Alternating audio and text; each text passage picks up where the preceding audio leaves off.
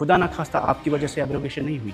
लेकिन शेख साहब को देने के लिए हिंदुस्तान को एक मुल्क था। आज हम उसको म्यूनसिपलिटी में हमने टर्न डाउन किया है, और इतने टर्न डाउन किया है कि बाहर पुलिस वाला जो है, किसी इस हाउस में 90 लोगों की ताकत नहीं है कि उसकी तब्दीली कर सकें। नतीजा ये है सर, इफ़ यू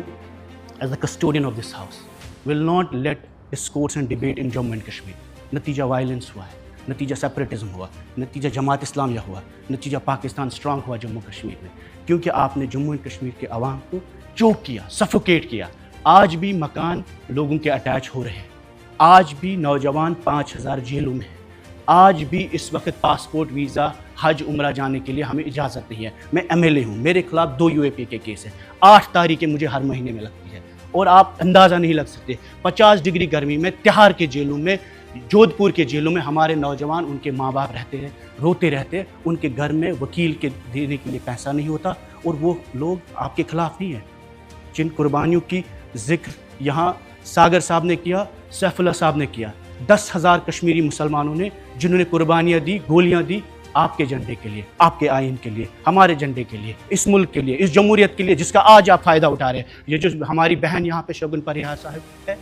इनके वालिद ने कुर्बानी दी, हम उनका मजाक नहीं बनाते, लेकिन मैं आपको ये बोल रहा था, put the history right in the context sir. जिस तरीके में शेख साहब के नाम के साथ बेहुरमती की गई, वो हर उसके बेहुरमती हर शख्स के साथ जिसने हिंदुस्तान का झंडा बालादस्त किया जम्मू कश्मीर में। जब तक आप 13 जुलाई के मुसलमान जो शहीद हुए जम्मू कश्मीर में, आप उनकी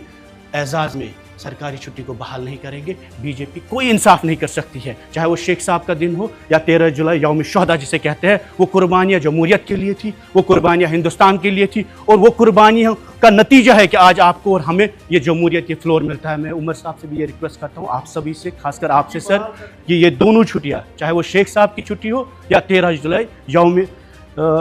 शहादत जिसे कहते हैं, both days should be restored, and this house should resolve it collectively, irrespective of ideologies and parties. Even if it was your founder, we are with you, and the BJP also, इन्हें भी हम appeal करते हैं और हम दामन रहला के कहते हैं कि 13 जुलाई is the most precious day in the history of Jammu and Kashmir. It is not a communal day. It's a day for democracy. It's a day against the monarchy. उस वक्त जो पूरे